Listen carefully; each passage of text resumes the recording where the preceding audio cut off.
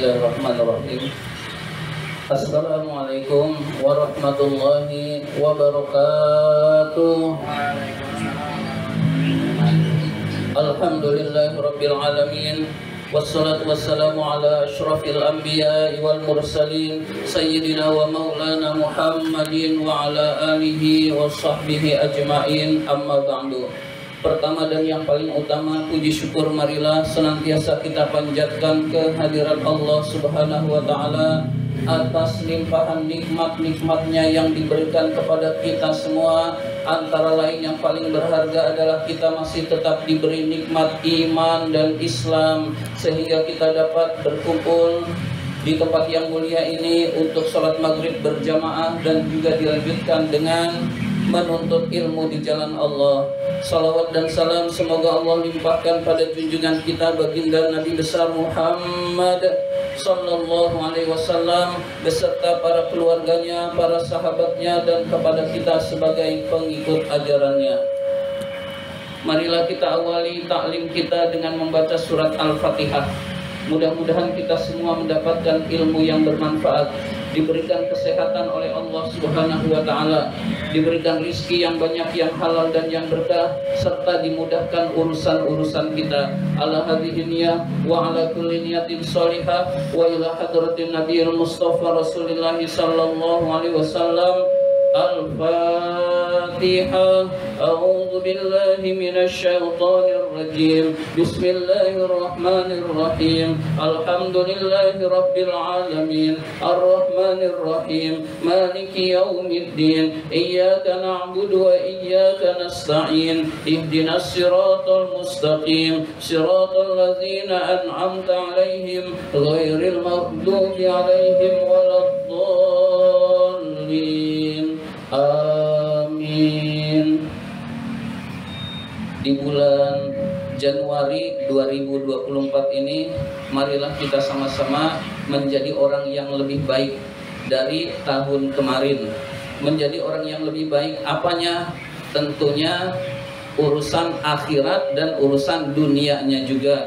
Kalau urusan dunia itu nggak usah ditanya, kita sudah merencanakan, kita sudah bercita-cita, pengen duit lebih banyak, pengen usaha lebih maju, pengen rumah lebih besar, dan seterusnya dan seterusnya. Nah, urusan akhirat juga hendaklah kita perhatikan. Ingin menjadi orang yang lebih baik, sholatnya lebih khusyuk, sholatnya lebih terjaga, baca Quran lebih rajin, taat kepada Allah lebih rajin. Insya Allah kita akan menjadi orang yang diridhoi oleh Allah Subhanahu wa ta'ala. Jadi usahakan kita menjadi orang yang diridhoi oleh Allah Subhanahu wa ta'ala, yaitu tahun ini lebih baik daripada tahun-tahun kemarin.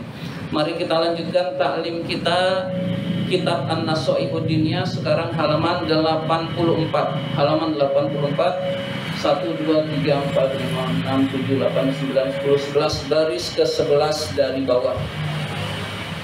Halaman 84, baris ke-11 dari bawah. Bismillahirrahmanirrahim. Summa, kemudian, inna lil muslimi, sesungguhnya orang muslim itu mempunyai, alal muslimi, kepada orang muslim lain, hukukon, hak-hak, kasiron, yang banyak. Sesungguhnya orang muslim itu terhadap orang muslim yang lain punya hak yang banyak. Jadi kita sebagai orang muslim berkewajiban kepada orang muslim lain, atau orang muslim itu punya kewajiban melaksanakan hak-haknya kaum muslimin yang lain. Wa qad zakarna minha dzarfan, sungguh kami telah menyebutkan hak-haknya itu sebagian fi Risalatil Mu'awanah, di dalam kitab kami yang bernama Risalatul Mu'awanah. Jadi Abdullah Ba'lawi Al-Haddad, pengarang kitab ini, salah satu karangannya bernama kitab Risalatul Mu'awanah, dan di dalam kitab Risalatul Mu'awanah itu dijelaskan tentang hak-hak orang muslim. Fanzur, maka perhatikanlah, in syi'ta, jika kamu menghendaki. Jadi jika ingin lebih rinci tentang hak-hak kaum muslimin, ada di kitab Risalatul Mu'awanah. Tapi di sini pun akan dijelaskan secara ringkas. Jadi di sini secara ringkas hak sesama muslim.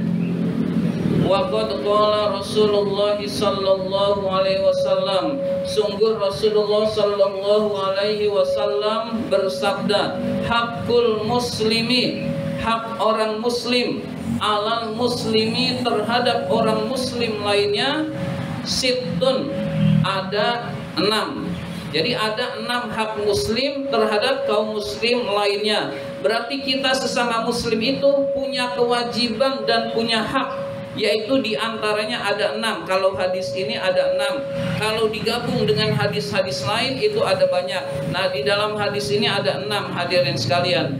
Faqila, dikatakan, maksudnya para sahabat bertanya, wa ma hiya ya Rasulullah, apa yang 6 itu ya Rasulullah? Qala, Rasul bersabda, jadi yang 6 itu, idza laqituhu fasallama alaihi, jika bertemu ucapkanlah salam. Jadi orang muslim itu jika bertemu hendaklah mengucapkan salam. Orang yang baik adalah orang yang lebih dulu mengucapkan salam. Jadi meskipun hukumnya sunnah, tetapi lebih dulu mengucapkan salam menunjukkan yang terbaik. Mengucapkan salam hukumnya sunnah, menjawab salam hukumnya wajib. Jadi kalau ada orang yang salam kita nggak jawab, itu hukumnya berdosa. Tapi kalau yang mengucapkan salam satu, yang orangnya ada banyak, salah satu orang sudah menjawab, kita tidak berdosa lagi. Jadi ada banyak orang, kita mengucapkan salam, lalu sudah ada yang jawab, maka yang tidak menjawab itu tidak berdosa. Yang penting sudah ada yang menjawab, hadirin sekalian. Selanjutnya, wa idza daqa fa'ajibhu, jika mengundang maka datangilah. Jadi jika saudara kita sesama muslim mengundang itu bisa acara selamatan, bisa acara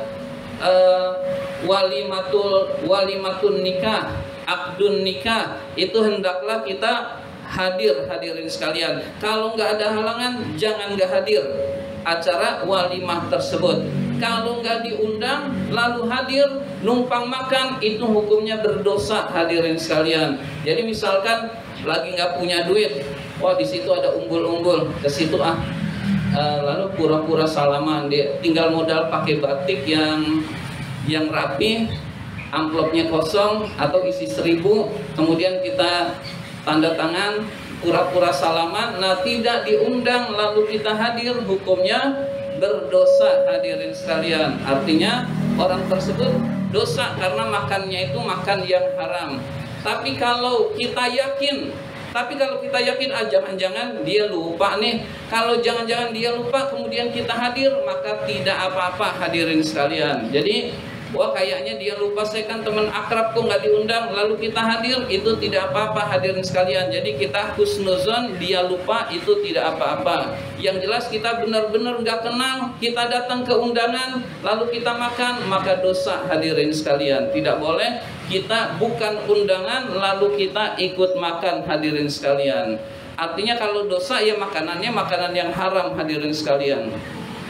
Wa idza stansohaka fansih lahu, jika minta nasihat maka nasihatilah. Jadi jika orang muslim itu minta nasihat, hendaklah kita nasihati kaum muslimin tersebut, hadirin sekalian. Orang sekarang, zaman sekarang itu banyak yang udah nggak butuh nasihat, udah jangan nasihatin, saya butuhnya duit. Nah, orang kebanyakan seperti itu, hadirin sekalian. Maka nasihat yang bagus adalah yang dibarengi dengan materi, hadirin sekalian. Itu yang bagus. Kalau Habib-Habib itu bikin pengajian lalu ada makanannya. Tiap habis ngaji makan, tiap habis ngaji makan. Nah, itu yang bagus karena orang kadang-kadang dia butuhnya makanan, butuhnya materi, dan seringkali kurang butuh nasihat. Maka kalau kita jadi pendakwah, kita ngundang orang, kita berdakwah, hendaklah disertai dengan materi, itu lebih bagus. Materi itu nggak harus berupa uang, hadirin sekalian, bisa makanan dan lain sebagainya, hadirin sekalian. Tapi tidak Adapun tidak apa-apa hadirin sekalian. Wa idza atisha, jika bersin, fahamida, lalu orang itu memuji Allah. Jadi bersin lalu mengucapkan alhamdulillah. Fashammithu, maka jawablah, maka doakanlah. Jadi ada orang bersin lalu mengucapkan alhamdulillah, maka hendaklah kita menjawab yarhamukallah. Nah, itu hukumnya sunnah hadirin sekalian. Yarhamukallah, semoga Allah merahmati kamu. Itu kalau laki-laki. Kalau perempuan yarhamukillah, yarhamukillah. Lalu orang yang bersin mendoakan lagi yahdikumullah. Jadi orang yang bersin itu mengucapkan yahdikumullah. Nah, itu hukumnya sunnah hadirin sekalian. Kalau kita bisa melakukan itu sangat bagus. Jadi sesama muslim saling mendoakan. Wa idza marida fa'udhu, jika dia sakit maka jenguklah. Jadi sesama muslim itu kalau salah satunya sakit maka hendaklah menjenguk orang sakit hadirin sekalian. Menjenguk saudara kita yang sedang sakit. Menjenguk itu yang bagus ya, bawa oleh-oleh, bawa uang. Jangan menjenguk polos gitu aja. Nah, itu kurang bagus hadirin sekalian. Meskipun boleh, meskipun tetap sunnah kita menjenguk. Nggak bawa apa-apa, nggak bawa jeruk, nggak bawa uang, pokoknya bawa diri doang menjenguk. Itu hukumnya tetap sunnah, tapi kurang bagus. Yang bagus adalah kalau kita menjenguk ada yang kita bawa hadirin sekalian. Ada yang kita bawa meskipun sedikit. Di samping kita bersedekah meringankan beban. Jadi kita sudah datang, yang sakit itu senang.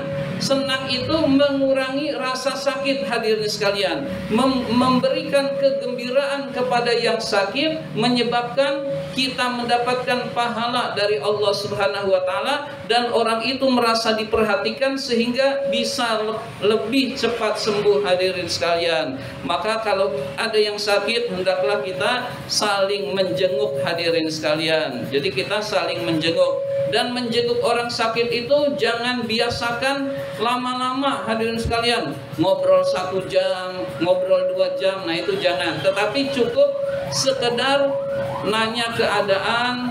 Kalau dia nggak bisa menjawab, nanya kepada keluarganya sebentar, lalu mendoakan, lalu pulang hadirin sekalian. Karena orang sakit itu biasanya tidak boleh lama-lama bicara, tidak boleh lama-lama yang menyebabkan dia bergerak hadirin sekalian. Jadi menjenguk orang sakit hukumnya sunnah hadirin sekalian. Wa idza mata, jika orang itu meninggal dunia, fattabi'hu, maka ikutilah jenazahnya. Maka kita kan nggak bisa ngurus, minimal kita ikut jenazahnya hadirin sekalian. Jadi Rasul pernah bersabda, jika orang tersebut mensolatkan lalu mengikuti jenazah sampai mengkuburkan lalu dia kembali, maka pahalanya kata Rasul 2 qirot. Para sahabat bertanya, apa qirot itu ya Rasul? Yaitu gunung Uhud. 1 qirotnya adalah 1 gunung Uhud. Berarti 2 gunung Uhud itu pahala orang yang dari ikut mensolatkan lalu menguburkan saja. Kalau mensolatkan saja pahalanya 1 qirot, 1 gunung Uhud.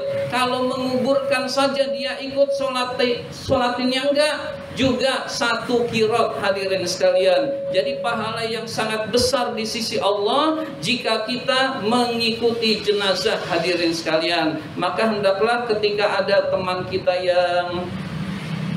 yang meninggal dunia, atau saudara teman kita yang meninggal dunia, atau orang tua teman kita yang meninggal dunia, kita hadirin sekalian, kita takziah. Nah, takziah itu sebaiknya sambil menyolatkan sampai menguburkan, itu yang afdol, itu yang utama. Kalau enggak ya minimal hadirin sekalian. Nah, hadirnya kita meringankan rasa duka hadirin sekalian. Dengan demikian orang tersebut dukanya berkurang karena banyak teman-temannya yang hadirin sekalian. Jadi usahakan kita menghadiri jenazah jika teman kita, saudaranya ada yang meninggal dunia, hadirin sekalian, dan itu adalah sangat dicintai oleh Allah Subhanahu wa taala.